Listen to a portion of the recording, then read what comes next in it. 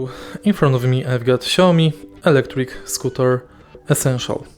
In this video I'll show you how to factory reset your scooter. In the beginning, take a look at the scooter's handle and now make sure that the scooter is turned off. While the scooter is turned off, you have to press brake, acceleration and power button simultaneously. So brake, acceleration and power button simultaneously. Keep holding it until the LED lights shows red 14 number, and then it will disappear. Your scooter will restart and factory reset is complete.